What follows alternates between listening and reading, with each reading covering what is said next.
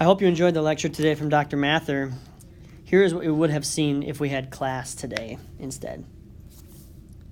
So far, we've been talking a lot about ionic compounds, and we've been able to come up with our own rules for binary compounds, rules for ionic compounds that use transition metals, and rules for ionic compounds that have polyatomic ions. So today, in class, we would have talked about how to name and come up with formulas for hydrates in ionic compounds. And then we would have begun discussing covalent compounds. And there's three different kinds of covalent compounds that we're going to provide names for. It's molecular, organic, and acids fall under covalent compounds, even though they kind of behave like ionic compounds. So, if you're looking for a way to study, if you're trying to find a way that you could prepare for the test, you should be able to generate an outline with this structure that has rules for binary naming and transition naming and rules for ionic compounds that have polyatomic ions. So for this entire section, you should be able to generate your own outline now. So hydrates are the last type of ionic compound that we still need to discuss. And hydrates are ionic compounds that have water bound within their structure. So if you have a crystal of sodium and chlorine, and these are now ions, so you have sodium ions and chloride ions, it forms shapes with other compounds next to it. So this compound, sodium, would be connected to this chloride, and this sodium here would be connected to this chloride. So it forms this big matrix of positive and negative ions, and then stuck in between here would be like maybe a molecule of water. So one here, maybe one up here, maybe one down here. So these water particles are trapped between the ions that form the crystal of the ionic compound we're talking about. So naming them is not very difficult. All you need to do is say the name of the ionic compound, and then you say a prefix and the word hydrate. And so all of the prefixes are determined by numbers. So if the prefix is 1, then it's mono. 2 is di, 3 is tri, 4 is tetra, like Tetris, 5 is penta, 6 is hexa, 7 is hepta, 8 is octa, 9 is nona, and 10 is deca. So those are the prefixes. So if we were trying to talk about this particular compound, you would have to come up with the name of this and the prefix and the word hydrate. So I'll give you the first example. This one is copper 2 sulfate pentahydrate. That's the name for the whole compound.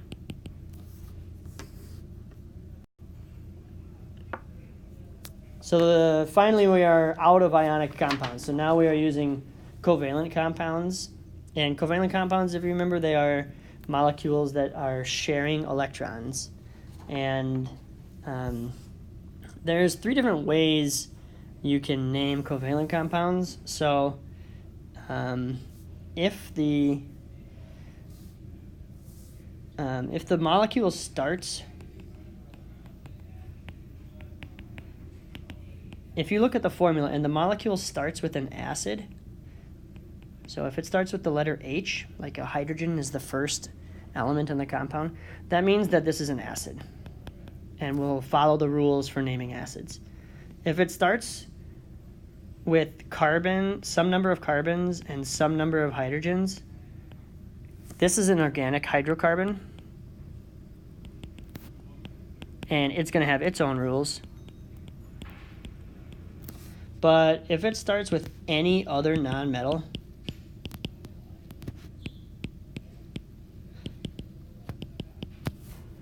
then we're going to follow these rules for molecular naming. Okay, so molecular naming, it uses the same prefixes as the hydrates. use the same prefixes as the hydrates. And all you need to do is you say the prefix and then whatever atom you have, and then again the prefix and the ion name. So we'll do this example. We'll do this one together. So we have sulfur and nitrogen, and they're combined together, and we have 2 sulfurs and 4 nitrogens. So the compound for this one is disulfur tetranitride. Okay, so that's the name of these. There is one note that you should know. If the first atom is only has a prefix of 1, if you only have one of the first atoms, then you don't need to say mono. So don't use for first atom. So, for example, this one right here, we would just say nitrogen trichloride. Nitrogen trichloride. All right, so see if you can do these other 2 on your own. Okay, the second type of naming is the organic hydrocarbons. So hydrocarbons, these are used when the chemical formula starts with carbon, some number of carbons, it doesn't matter how many, and then some number of hydrogens. Okay, so the format is you use a prefix that tells us how many carbons you have, and then the suffix is whatever group we're talking about. So let's start with the carbon prefixes. So if you have 1 carbon, so number of carbons, and then the prefix. If you have 1 carbon, that prefix is meth. If you have 2 carbons, that's eth. If you have 3 carbons, that's prop. And if you have 4 carbons, that's bute. So a little trick I use to remember the order of these is Mike eats peanut butter. I don't know why that's worked for me for so many years, but after 5, once you get to 5, then 5 carbons is pent, 6 is hex, 7 is hept. So then it follows the traditional Greek naming prefixes, but the first 4 are unique to the organic hydrocarbons. So the functional groups determine what the suffix of the hydrocarbon will be. So the first functional group we have is called an alkane. And alkanes are straight carbon hydrogen chains with only single bonds. Okay, and so the suffix of an alkane is ane. The section functional group we have is an alkene. And these are also straight carbon hydrogen chains, but they have at least 1 double bond. 1 double bond. And the suffix for an alkene is ene. The third functional group we're going to talk about is an alkyne. And this is also a straight carbon hydrogen chain with at least 1 triple bond.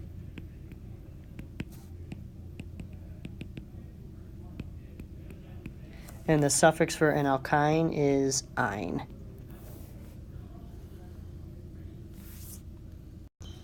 Okay, the next functional group I want to talk about is the functional group for alcohol. Alcohols, there's lots of kinds of alcohols, but in organic chemistry, an alcohol is anytime you have a carbon hydrogen chain connected to a group that has oxygen. So this is called an OH group. And then the suffix for this is all, like OL. It's like alcohol.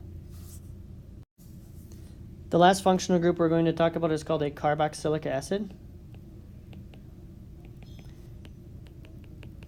And this is another carbon-hydrogen chain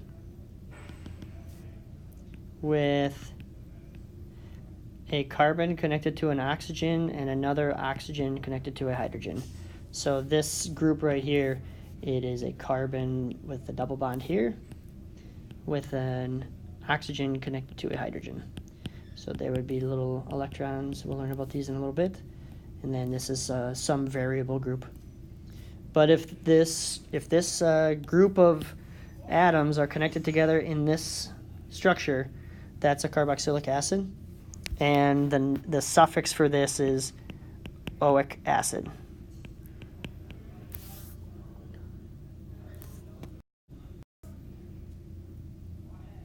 So we have a couple examples here. So this is a new table. If you make this table in your notes, it can go structure and then formula and then name. So let's look at a couple examples for these hydrocarbons. So if you have carbon connected to carbon connected to carbon, and coming off of here you have all hydrogens.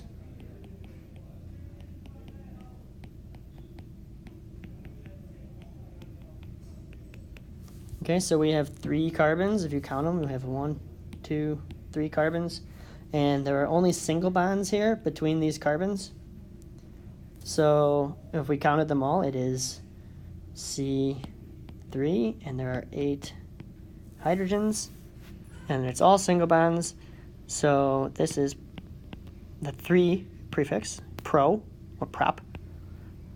And since it's an alkane, we just call it propane. Okay, if we do another one, this time we use 4 carbons, carbon connected to carbon, 3, there are 3 connections, but 4 carbons. And then on this end carbon, if we connect it to this group, and then off of all of these, we have hydrogens.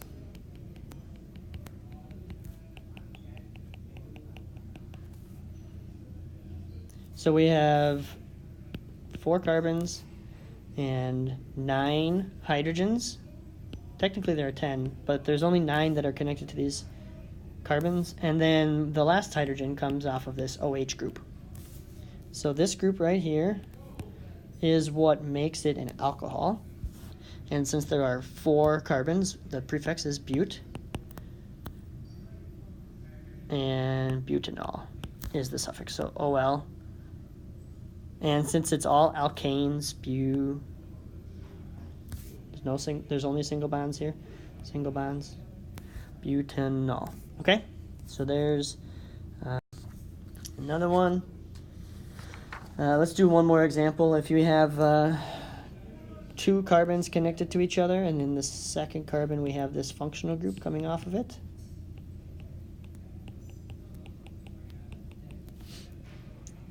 So, and then there will be little electron pairs off of here. Here we have 2 carbons. So you could, there's 2 ways to write this. You could write C2, and then you count the hydrogens.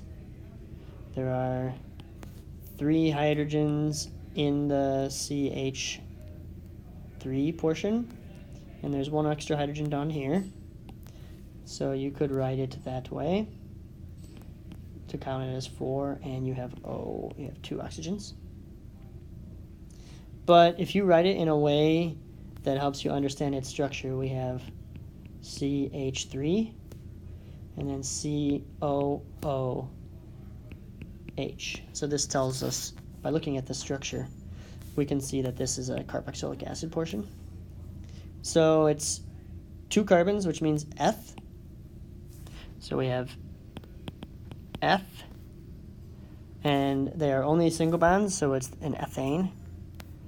And since it has the carboxylic acid, we know that it's ethanoic acid, which we have a more common term for this, which is acetic acid. This is vinegar.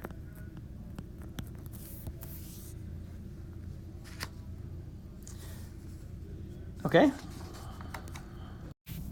I just want to make a quick note about how to tell which carbon the functional groups come off of. So we use a technique to number the carbons. Carbons are numbered to indicate which carbon, which functional group comes offered. So the carbons are numbered with the functional group closest to the first carbon with functional group.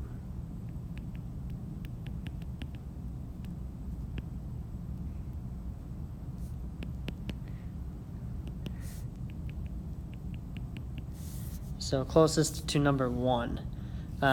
So in an example like this, if we have carbon with a double bond to another carbon, we understand that, so we'll put the hydrogens off of here as well. Hydrogen and another hydrogen, and then here there'll be 3. So in this example, we have C4H8, which means there are 4 carbons. So we know for sure that this is bute. And there is a double bond between the first and the second carbon. And this would be carbon number 3. Here, I'll do these in a different color. So this is carbon 1, carbon 2, carbon 3, and carbon 4.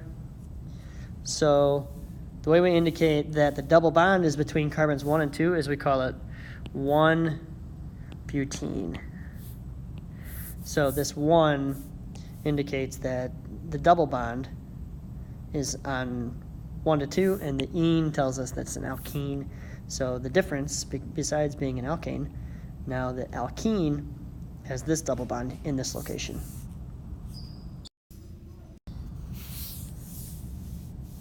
So I just have a couple of other examples that I'd like to show you. So in this one, here's the structure.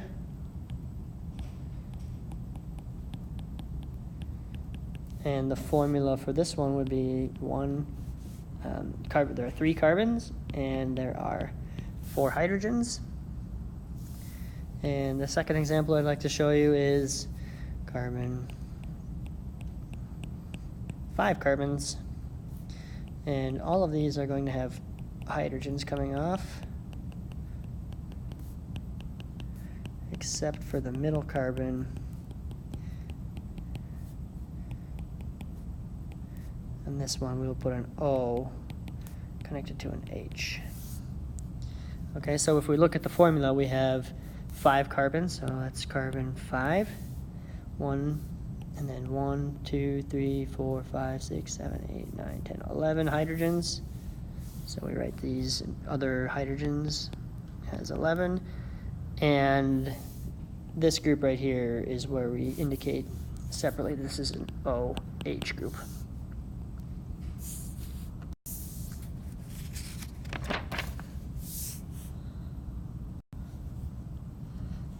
So the final kind of covalent compounds are acids, and acids actually behave kind of a lot like ionic compounds, so they resemble ionic compounds because the hydrogen actually functions sort of like a cation with hydrogen as a cation. Okay, so the format for acids are these are the chemical formulas that start with the letter H. So if it starts with any numbers of H's, and then you have another anion, so, and there could be any different number of anions. And the name of the acid is determined by the anion.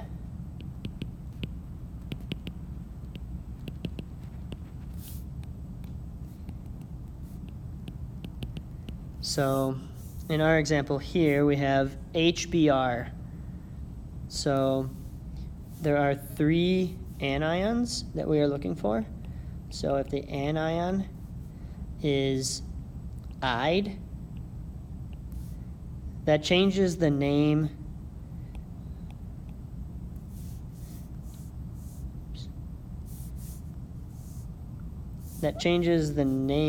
of the compound to be hydro